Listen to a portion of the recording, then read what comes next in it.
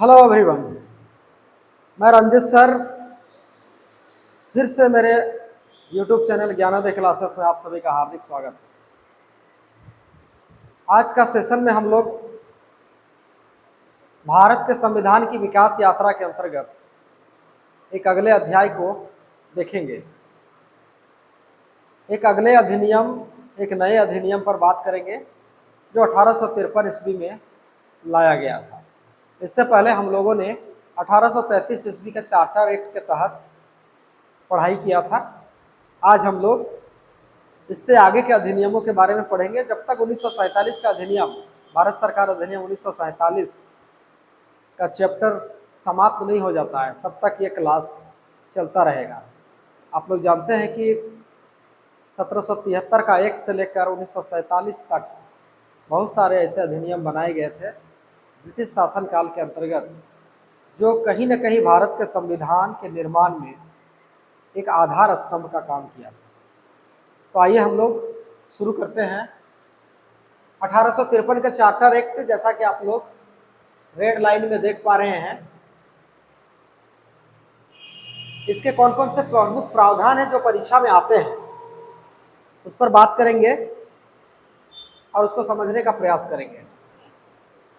1853 का चार्टर अधिनियम लाया गया था। उस समय भारत में लॉर्ड डलहौजी का प्रवेश हो चुका था। 1848 ईस्वी में ही लॉर्ड डलहौजी भारत का गवर्नर जनरल बनकर आ चुके थे और वे काफ़ी साम्राज्यवादी प्रवृत्ति के शासक थे, आप लोग जानते हैं। और ये भी जानते होंगे लॉर्ड डलहौजी के समय भारत में ज़बरदस्त विकास हुआ था। रेलवे का विकास, डाक तार का विकास, ठीक है ना।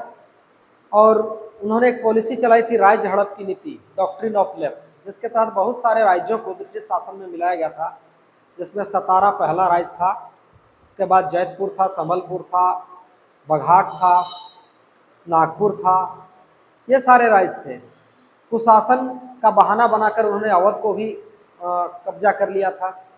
और इन सब कारणों की वजह से आपको क्या कहते हैं कि 1856 में, 1857 ईस्वी में जानते हैं कि 1857 की जो सैनिक क्रांति हुई थी, वो इन सब कारणों की काफ़ी ज़्यादा भूमिका थी उस क्रांति को होने में, ठीक है। तो वो सब अगले चैप्टर, वो सब दूसरे विषय की बात है। लॉर्ड डलहौजी के शासनकाल में ये एक अधिनियम आता है और इस अधिनियम के अंतर्गत प्रशासन के क्षेत्र में, संवैधानिक विकास के क्षेत्र में क्या क्या परिवर्तन हुआ था, उसको हम लोग देखेंगे। सबसे पहला जो इसमें परिवर्तन किया गया था, या कहें तो सबसे पहला जो व्यवस्था लाया गया था, वो था कि कंपनी के शासन को समाप्त करने का अधिकार ब्रिटिश सरकार ने अपने हाथ में ले लिया। ब्रिटिश सरकार ने इस अधिनियम के माध्यम से व्यवस्था रखा कि वो इसके बाद 1853 के बाद जब चाहे, उसको जब मन करेगा या जब वैसी परिस्थिति पैदा हो जाए कि अब ईस्ट इंडिया कंपनी के शासन को भारत में समाप्त कर दिया जाए और उसके शासन को, भारत के शासन को ब्रिटिश संसद, ब्रिटिश सरकार अपने हाथ में ले ले, ऐसा व्यवस्था वो करके चले गए, ठीक है ना। ऐसा किया गया। ऐसा लग रहा था ब्रिटिश सरकार को कि अब कंपनी के शासन को समाप्त कर दिया जाना चाहिए, लेकिन अभी समाप्त नहीं किया गया। समाप्त करने का अधिकार रखा कौन? ब्रिटिश सरकार ने। किसको? कंपनी के शासन को। भारत से कंपनी के शासन को समाप्त करने का अधिकार ब्रिटिश सरकार ने अपने हाथ में ले लिया। वो कभी भी समाप्त कर सकते। अगला प्रावधान था, पहली बार बोर्ड ऑफ काउंसिल, ठीक है, जिसको हम लोग विधान परिषद कहते हैं। अब वही विधान परिषद जो बाद में राज्यसभा का कंसेप्ट लेकर आया, विधान परिषद राज्यसभा के रूप में तब्दील हो गया। तो पहली बार बोर्ड ऑफ काउंसिल के विधायी एवं प्रशासनिक कार्यों को अलग किया गया, ठीक है ना। बोर्ड ऑफ काउंसिल जो प्रशासनिक और विधायी कार्य दोनों एक साथ करती थी, अब इसको अलग अलग कर दिया गया, इसके कार्यों को। और विधायी कार्यों के लिए, ठीक है ना, पिछले क्लास में बताए थे कि विधि आयोग का गठन किया गया था लॉर्ड मैकाले की अध्यक्षता में। और कानून संबंधी जितने भी रूल्स होते थे, वो नियम, वो वही आयोग करती थी। ठीक है, तो पहली बार बोर्ड ऑफ काउंसिल के विधायी एवं प्रशासनिक कार्यों को अलग किया गया किस अधिनियम के तहत? 1853 का चार्टर एक्ट के तहत। अगला जो प्रावधान है, board of council Vidhan Parishad में 6 नए सदस्यों को और शामिल किया गया, जिसमें से 4 सदस्य स्थानीय होते थे, लोकल होते थे। ठीक है ना। संविधान का विकास में किस तरह से देखिए भारतीयों को भागीदारी दिया जा रहा है। अब जो है, पहले बोर्ड ऑफ काउंसिल के जितने मेंबर होते थे सब ब्रिटिश मेंबर होते थे, अंग्रेज होते थे, लेकिन पहली बार ऐसी व्यवस्था किया गया कि अब लोकल लोगों को, भारतीयों को भी बोर्ड ऑफ काउंसिल का मेंबर बनाने का व्यवस्था दिया गया। और ये 6 सदस्य जो नए जोड़े गए, उसमें से 4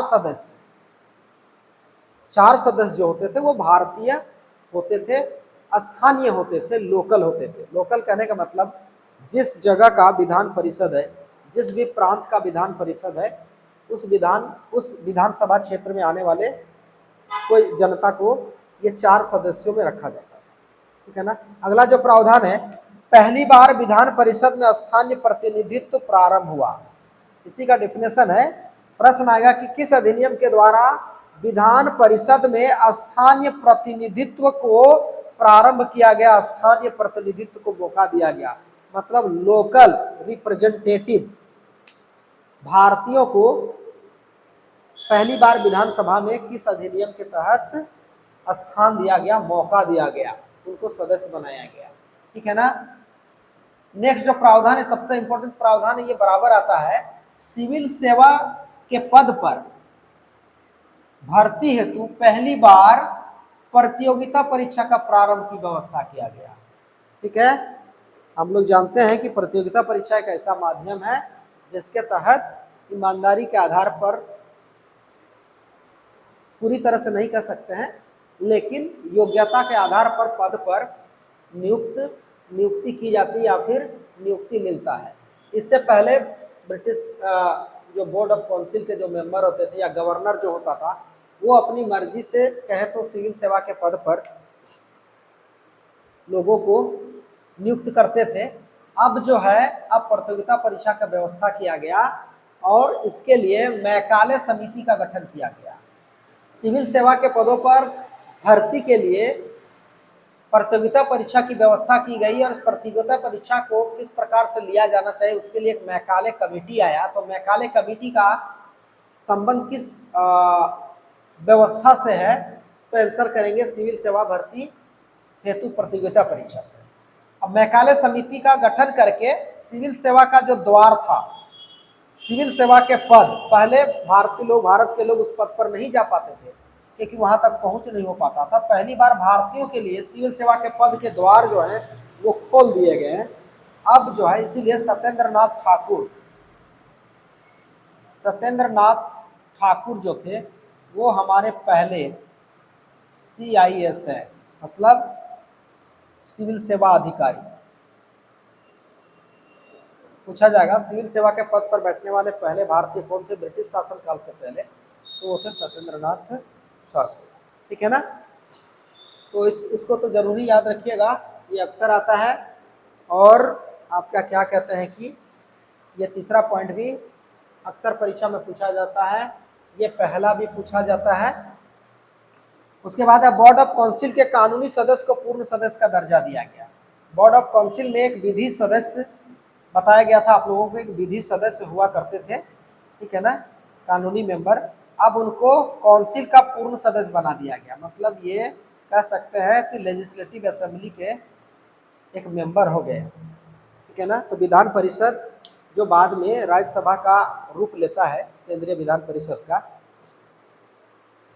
ठीक है।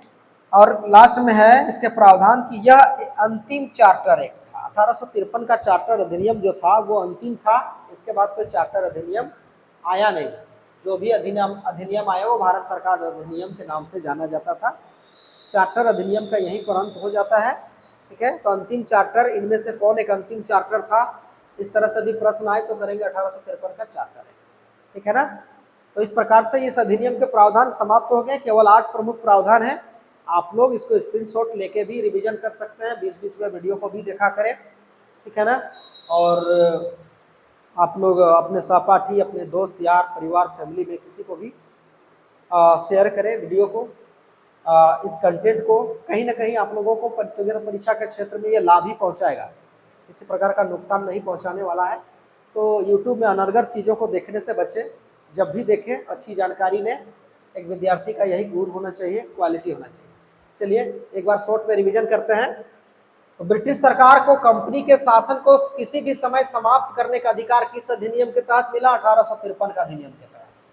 पहली बार बोर्ड ऑफ काउंसिल के विधायी एवं प्रशासनिक कार्यों को अलग किया गया किस अधिनियम के तहत? 1853 के चार्टर एक्ट के तहत।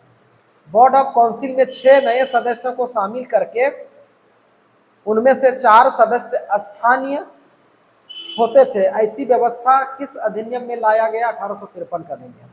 पहली बार विधान परिषद में सब स्थानीय लोगों को प्रतिनिधित्व दिया गया किस अधिनियम के तहत? 1853 के अधिनियम। सिविल सेवा भर्ती परीक्षा है तो पहली बार प्रतियोगिता परीक्षा का गठन व्यवस्था किस अधिनियम में किया गया? 1853 का अधिनियम।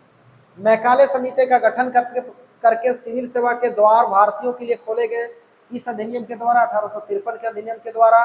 पहले CIS कौन थे? Satyendranath Thakur. Board of council के कानूनी सदस्य को पूर्ण सदस्य का दर्जा किस अधिनियम ने दिया? 1853 के अधिनियम के तहत। और अंतिम चार्टर अधिनियम के नाम से कौन सा जाना जाता है? तो 1853 का चार्टर अधिनियम, ठीक है ना। ये आपका वीडियो समाप्त हो गया। उम्मीद है आप लोगों को इससे काफ़ी लाभ हो, ठीक है। वीडियो को देखने के लिए आप सभी का बहुत बहुत शुक्रिया, धन्यवाद, शुभ रात्रि।